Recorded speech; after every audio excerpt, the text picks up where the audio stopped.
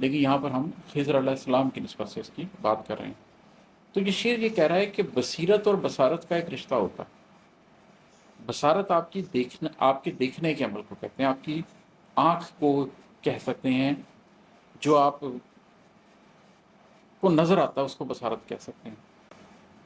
میں ایک بڑا ایکسٹروورٹ آدمی تھا، لیکن پھر جب میں نے بہت سال سیکلوژن کے گزارے جس میں میں اپنی ذات کے اوپر کام کرتا رہا اور دنیا سے کوئی خاص تعلق ہی نہیں رکھتا، تو مجھے پتہ ہی نہیں چلا کہ کب میں ایکسٹروورٹ سے انٹروورٹ ہو گیا۔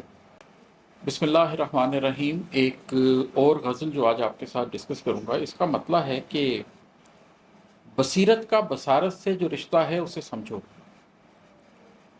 بصیرت کا بصارت سے جو رشتہ ہے اسے سمجھو، جو رمز حال خضر وقت کہتا ہے اسے سمجھو۔ جو اس شعر کی مکمل گہرائی جاننا چاہتے ہیں ان کے لیے تو عرض ہے کہ میں اپنی ایک نظم جس کا عنوان خضر ہے وہ انشاءاللہ تعالیٰ کل ریکارڈ کرواؤں گا۔ تو اس نظم کے اندر میں بہت تفصیل سے بات کروں گا کہ اس بات کا معنی کیا ہے، وہ اس نظم کو سن لیں۔ لیکن جو لوگ وہ پوری بات نہیں سن سکتے ان کے لیے میں اس میں مختصراً اس شعر کے معنی بیان کر دیتا ہوں۔ پہلی چیز تو یہ کہ اس شعر میں نے خضر کا لفظ باندھا ہے۔ جو نظم ہے اس میں اس کو خضر کے طور پر باندھا ہے۔ یہ دونوں ہی مستعمل ہیں، دونوں ہی درست ہیں۔ خضر بھی کہا جا سکتا ہے اور خضر بھی کہا جا سکتا ہے۔ کہ معنی تو ہرا کے ہیں، سبز کے ہیں، لیکن یہاں پر ہم خضر علیہ السلام کی نسبت سے اس کی بات کر رہے ہیں۔ تو یہ شعر یہ کہہ رہا ہے کہ بصیرت اور بصارت کا ایک رشتہ ہوتا ہے۔ بصارت آپ کے دیکھنے کے عمل کو کہتے ہیں، آپ کی آنکھ کو کہہ سکتے ہیں، جو آپ کو نظر آتا ہے اس کو بصارت کہہ سکتے ہیں۔ لیکن بصیرت وہ ہے جو سب کو نظر آ رہا ہے اس سے کچھ زیادہ جان لینا۔ اس کے اندر وہ انٹیوشن بھی شامل ہو جاتی ہے، اس کے اندر وہ وزڈم بھی شامل ہو جاتا ہے جو آپ کی بصارت کو بصیرت میں تبدیل کرتا ہے۔ تو صرف دیکھ لینا ہی بصیرت نہیں ہوتی، بلکہ اس بات کو صحیح معنوں میں، صحیح مفہوم میں جان لینا بصیرت ہوتی ہے۔ تو جو لوگ بصارت اور بصیرت کے رشتے کو نہیں سمجھ سکتے، وہ صرف دیکھ لینے کے عمل کو سمجھ لینے کا عمل سمجھتے ہیں، حالانکہ ایسا نہیں ہے۔ جو رمز حال خضر وقت کہتا ہے اسے سمجھو، کہ جس طرح خضر علیہ السلام تھے اپنے زمانے میں، اور ہم جانتے ہیں کہ موسیٰ علیہ السلام ان کے پاس گئے تو خضر علیہ السلام کے پاس جو وزڈم تھی، وہ جس طریقے سے چیزوں کو سمجھتے تھے، اس نے موسیٰ علیہ السلام کو دنگ کر دیا۔ تو اسی طریقے سے ہر دور میں، ہر عہد میں وہ لوگ پائے جاتے ہیں جو معاملات کی معنویت کو سمجھتے ہیں، معاملات کی حقیقت کو سمجھتے ہیں۔ تو جو رمز حال، جو معاملات کی حقیقت خضر وقت بتا رہا ہو اسے سمجھو، پھر تم بصارت کی بجائے بصیرت پر فیصلہ کرنے لگ جاؤ گے۔ یہ بڑی لمبی ایکسپلینیشن مانگتا ہے، اور اسی کے لیے میں نے وہ پوری نظم علیحدہ سے رجسٹر کروائی ہے۔ اگر آپ میں سے کوئی بھی سننا چاہتا ہو تو پلیز اس نظم کو سنا، اس میں میں اس موضوع پہ تفصیلی بات کروں گا۔ اگلا شعر ہے کہ اگر غواص ہو تو سطح پر یوں تیرنا کیسا، اگر غواص ہو تو سطح پر یوں تیرنا کیسے، جو اس دریا کی گہرائی میں بہتا ہے اسے سمجھو۔ اگر تم غواص ہو، اگر تم غوطہ خور ہو، اگر تم غوطہ مارنے والے ہو، تو پھر یہ سطح کے اوپر کیا تیر رہے ہو؟ پھر اس دریا کی گہرائی میں اترو، جو اس دریا کی گہرائی میں بہتا ہے اسے جا کے سمجھو۔ اس لیے کہ سرفس پر تو کوئی بھی تیر لیتا ہے، لیکن اندر تک جانے کے لیے تمہیں غواص ہونا پڑے گا، تمہیں غوطہ خور ہونا پڑے گا، اور اگر تم میں یہ صلاحیت ہے تو پھر سرفس پر مت تیرو۔ علم بھی ایک دریا ہے، علم بھی ایک سمندر ہے، بصیرت بھی ایک سمندر ہے، تلاش حق بھی ایک سمندر ہے، معاملات کی معنویت اور ان کی حقیقت کو سمجھنا بھی ایک سمندر ہے۔ تو وہ تمام لوگ جو یہ صلاحیت رکھتے ہیں کہ وہ اپنا سانس روک سکتے ہیں اور غوطہ مار سکتے ہیں اور تہہ تک جا سکتے ہیں، انہیں جا کر دیکھنا چاہیے کہ معاملات کی حقیقت کیا ہے۔ سطح پر تیرتے رہنے سے کچھ حاصل نہیں ہوتا۔ میں ساری زندگی لوگوں کو یہ دعوت دیتا رہا ہوں کہ علم کے دریا میں غوطہ ماریں، اندر تک جانے کی کوشش کریں، چیزوں کی حقیقت کو سمجھنے کی کوشش کریں۔ سطح کے اوپر تیر کر ان کو جو نظر آئے گا وہ بہت سپرفلوس ہوگا، وہ بہت سطحی ہوگا۔ جو تہ میں ملے گا وہی حقیقت ہوگی۔ اور ہے کہ تہارج میں پرانی کچھ کتابیں مانگ لیں اس نے، تہارج میں پرانی کچھ کتابیں مانگ لیں اس نے، وصیت کی جگہ چہروں کو پڑھتا ہے، اسے سمجھو۔ ویسے تو تہارج کہتے ہیں نکل جانے کے عمل کو، کسی چیز کا دوسری چیز میں سے نکل جانا، لیکن وصیت کے تناظر میں یہ ایک خاص ٹرمینالوجی ہے جس کا مطلب یہ ہوتا ہے کہ وصیت کے اوپر اگر کوئی جھگڑا ہو جائے تو اس کو، وہ جو اس وقت کنفلکٹ ہوتی ہے اور اس کنفلکٹ کو ریزالو کرنے کے لیے کسی شخص کو کچھ دے کر اس معاملے کو ٹھنڈا کیا جاتا ہے، اس پورے عمل کو تہارج کا عمل بولتے ہیں، اسے جھگڑے کے پورے عمل کو تہارج کا عمل بولتے ہیں۔ تو تہارج میں پرانی کچھ کتابیں مانگ لیں اس نے، وصیت کی جگہ چہروں کو پڑھتا ہے، اسے سمجھو۔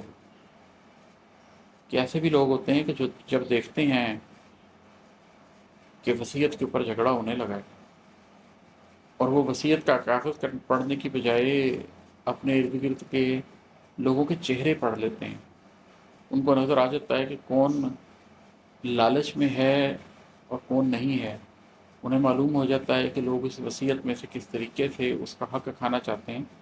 تو ایسے بھی لوگ ہوتے ہیں جو اس موقع پہ صرف یہ دیکھتے ہیں کہ اچھا لائبریری میں کچھ پرانی کتابیں پڑھی ہوئی ہیں، اچھا کچھ علم کا ذخیرہ پڑا ہوا ہے، اچھا جانے والا کچھ ایسا چھوڑ گیا ہے جس کو پڑھ کر علم حاصل کیا جا سکتا ہے، باتوں کو سمجھا جا سکتا ہے۔ تو وہ بڑے آرام سے یہ کہہ دیتا ہے کہ میں وصیت میں سے اپنا حق چھوڑ دیتا ہوں، وہ آپ سب لوگ بانٹ لیجئے، مجھے یہ پرانی کچھ کتابیں دے دیجئے۔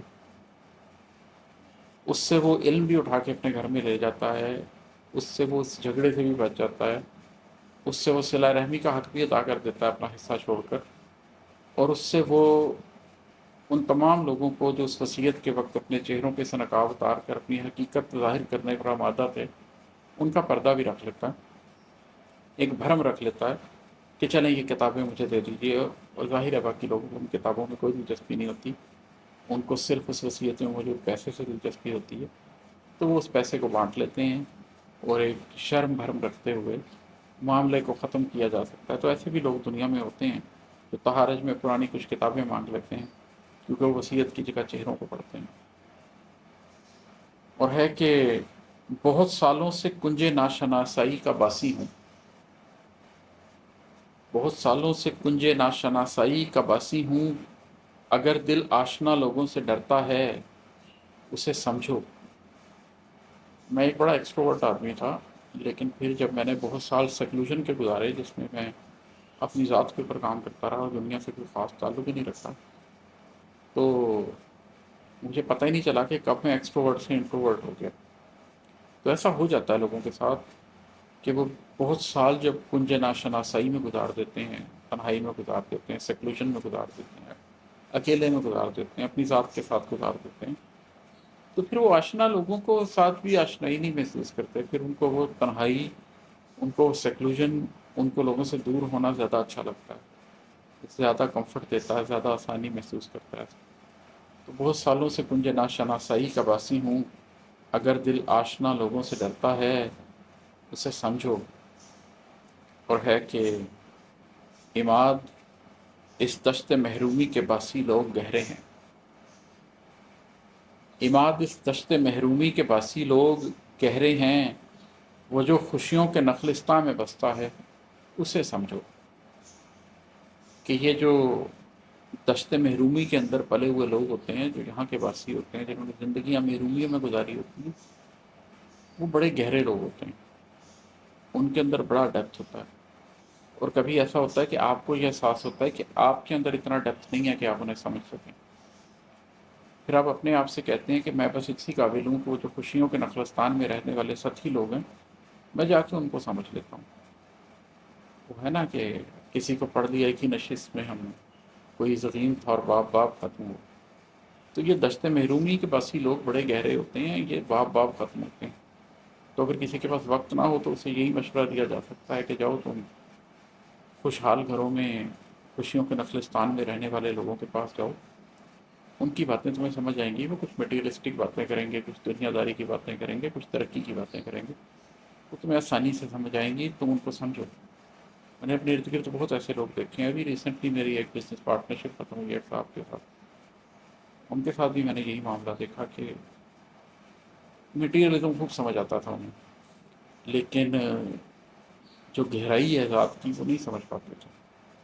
تو دشت محرومی کے باسی لوگوں کو اگر آپ نہیں سمجھ سکتے تو پھر جائیے سچی لوگوں میں رہیے، سچی لوگوں کو سمجھیے، اپنی ذات سمجھائیے، پھر ایسے لوگوں کے ساتھ یہی ہو سکتا ہے۔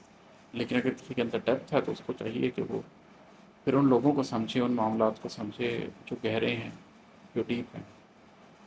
میں نے زندگی میں کبھی کوشش کی ہے کہ ان لوگوں کو کسی حد تک سمجھوں، لیکن کبھی اپنے آپ سے یہ بات بھی کی ہے کہ عماد دشت محرومی کے باسی لوگ گہرے ہیں، وہ جو خوشیوں کے نخلستان میں بستا ہے اسے سمجھو۔ بہت شکریہ، السلام علیکم۔